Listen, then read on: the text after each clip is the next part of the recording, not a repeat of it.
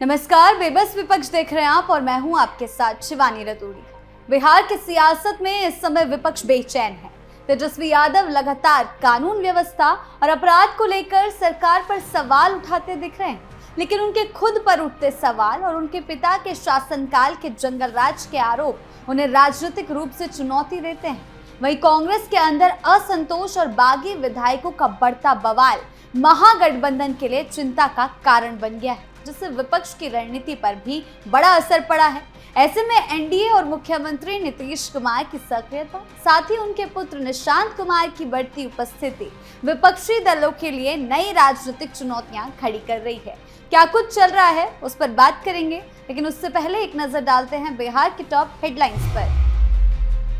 बिहार राज्यसभा चुनाव के बाद कांग्रेस में बागी विधायकों का संकट, महागठबंधन का बिगड़ा गणित। तेजस्वी यादव का कानून व्यवस्था पर हमला, अपनी बनाई रणनीति में खुद घिरे। अनंत सिंह ने नीतीश और निशांत कुमार को दी खुली समर्थन की चेतावनी, बिहार में राजनीति में नया मोड़। खबरों में सबसे पहले बात करते हैं बिहार में हाल में संपन्न हुए राज्यसभा चुनाव के दौरान पार्टी विहिप का उल्लंघन करने वाले कांग्रेस के 3 बागी विधायकों पर गाज गिननी तय मानी जा रही है। इन विधायकों ने पार्टी द्वारा जारी कारण बताओ नोटिस का जवाब मुख्यालय भेज दिया है, लेकिन उनके तेवर अब भी तलक बने हुए हैं। राज्यसभा चुनाव में एनडीए उम्मीदवारों के पक्ष में मतदान करने या वोटिंग से अनुपस्थित रहने वाले कांग्रेस के तीनों विधायक मनोहर प्रसाद सिंह, सुरेंद्र प्रसाद और मनोज विश्वास को पार्टी ने नोटिस जारी कर 2 दिनों के अंदर स्पष्टीकरण मांगा था। अपने जवाब में इन विधायकों ने अपनी गलती मानने के बजाय प्रदेश नेतृत्व को ही कटघरे में खड़ा कर दिया। उन्होंने चुनाव के दौरान हुई अव्यवस्था और रणनीति में विफलता के लिए नेतृत्व को जिम्मेदार ठहराया है। अब इस मामले में अंतिम फैसला कांग्रेस आलाकमान को लेना है। राज्यसभा चुनाव के नतीजे और एनडीए की क्लीन स्वीप बिहार की 5 राज्यसभा सीटों के लिए हुए इस कांटे के मुकाबले में एनडीए ने रणनीति और विपक्षी खेमे में सेंधमारी के दम पर सभी 5 सीटों पर जीत दर्ज की। कांग्रेस के 3 विधायकों और राजद के 1 विधायक फैजल रहमान के वोटिंग में शामिल न होने से विपक्षी गठबंधन महागठबंधन का गणित पूरी तरह बिगड़ गया। महागठबंधन की ओर से राजद प्रत्याशी अमरेंद्रधारी सिंह को हार का सामना करना पड़ा। जीत के लिए जरूरी 41 वोटों के मुकाबले एनडीए के शिवेश कुमार को 38 वोट मिले, जबकि राजद उम्मीदवार 37 वोट पर ही सिमट गए। इस उलटफेर ने बिहार की राजनीति में नए समीकरण पैदा किए। बिहार में कांग्रेस पार्टी संकट का सामना कर रही है। पार्टी के अंदर लंबे समय से असंतोष और नाराजगी बढ़ती जा रही है और अभी खुलकर सामने आने लगी। हाल ही में ये नाराजगी राज्यसभा में भी साफ दिखाई दी, जैसे कि पता चला कि 3 विधायक वोट देने ही नहीं आए, जिससे ये साफ हो गया कि कई नेता और सदस्य हाल में नेतृत्व और पार्टी की कार्यप्रणाली से असंतुष्ट हैं। यह आंतरिक गुस्सा दिन ब दिन बढ़ता जा रहा है। राज्य में पार्टी के कुल 6 विधायक हैं, जिनमें से 3 विधायक नाराज हैं, जो संगठन के अंदर गंभीर समस्याओं की ओर इशारा करते हैं, और इसी का असर तेजस्वी पर पड़ता दिखाई दिया।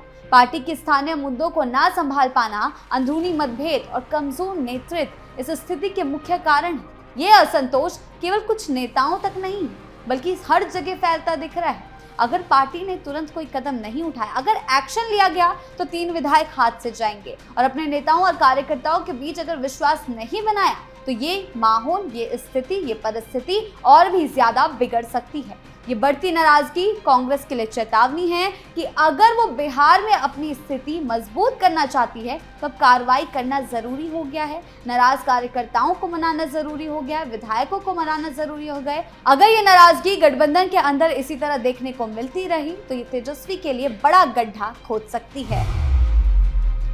बात करते हैं अगली खबर की। तेजस्वी यादव ने बिहार सरकार को घेरते हुए कानून व्यवस्था के मुद्दे पर कई सवाल खड़े किए। बिहार में कानून व्यवस्था चरमरा गई है, अपराधी बेलगाम हैं। जिन राज्यों में बीजेपी के पास गृह विभाग है, वहां क्राइम चरम पर है। अपराधियों को बीजेपी का संरक्षण मिलता है। दोनों डिप्टी सीएम पर तंज कसते हुए उन्होंने कहा कि बिहार में अपराधी विजय और सम्राट हो गए।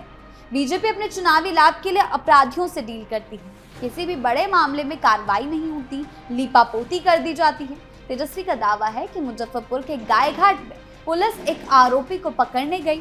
थानेदार नशे में था, उसने एक निर्दोष व्यक्ति को गोली मार दी। पीड़ित परिवार से वो मिले हैं। तेजस्वी यादव का ये दावा है, परिवार वालों ने पुलिस को इतना ही कहा था कि आप गलत एड्रेस पर आ गए हैं। इसमें पुलिस ने गोली चला दी। तेजस्वी का ये कहना है, जिसके बाद से प्रदेश की सियासत पूरी तरह गर्मा गई।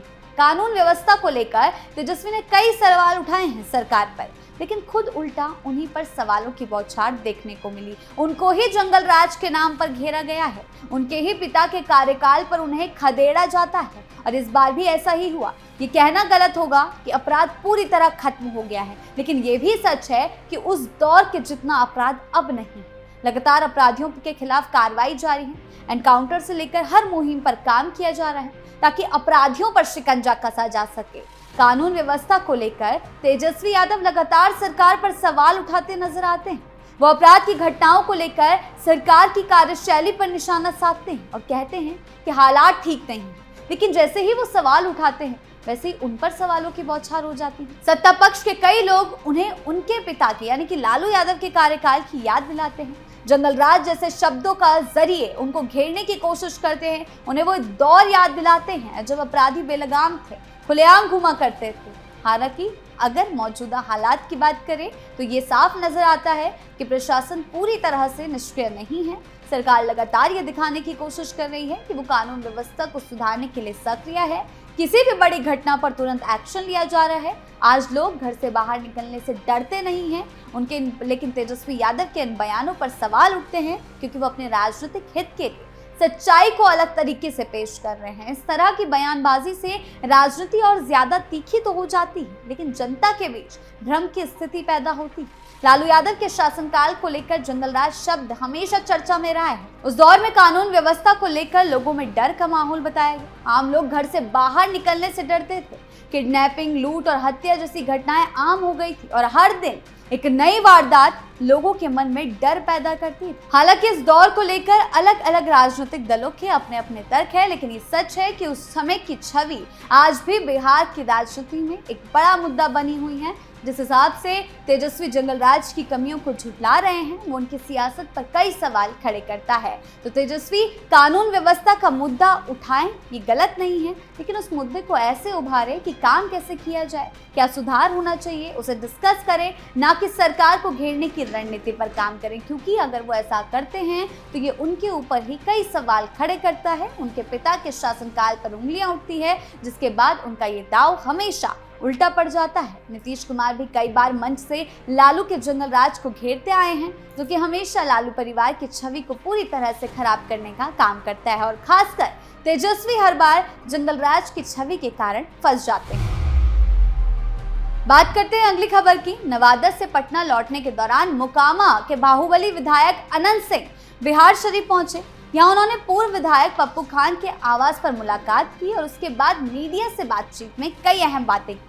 बिहार शरीफ में बातचीत के दौरान अनंत सिंह ने नीतीश कुमार की जमकर तारीफ की। उन्होंने कहा है, पूरे बिहार में नीतीश कुमार ने विकास का काम किया और राज्य को आगे बढ़ाने में उनकी बड़ी भूमिका रही। उन्होंने साफ तौर पर कहा कि मुख्यमंत्री पद को लेकर जो अटकलें लगाई जा रही है वो पूरी तरह बेबुनियाद है और इनका कोई मतलब नहीं।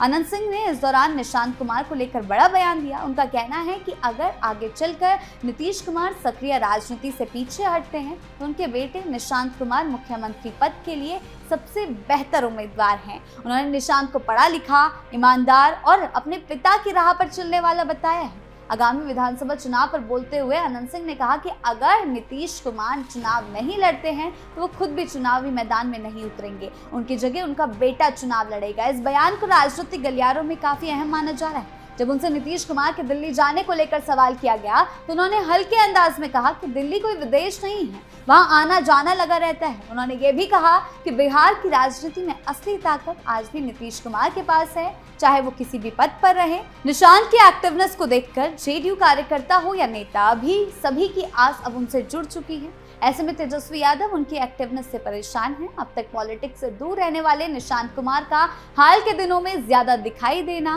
कई तरह की राजनीतिक अटकलों को जन्म दे रहा है। विपक्ष को आशंका है कि ये किसी बड़े राजनीतिक बदलाव या किसी नई रणनीति का संकेत हो सकता है, खासकर ऐसे समय में जब राज्य में सत्ता और समीकरण दोनों ही संवेदनशील दौर से गुजर रहे हैं। कुल मिलाकर निशांत कुमार की एक्टिवनेस ने बिहार की राजनीति को एक नया मोड़ दे दिया है, जिस पर सभी दलों की नजर टिकी हुई है। इन सभी मुद्दों पर विपक्ष फिलहाल परेशान है। ऐसे में विपक्षी दल बेचैन हैं और बिहार की राजनीति में आने वाले समय में नए मोड़ की संभावना नजर आ रही है। आपकी इस बारे में क्या राय है, हमें कमेंट सेक्शन में जरूर बताएं। धन्यवाद।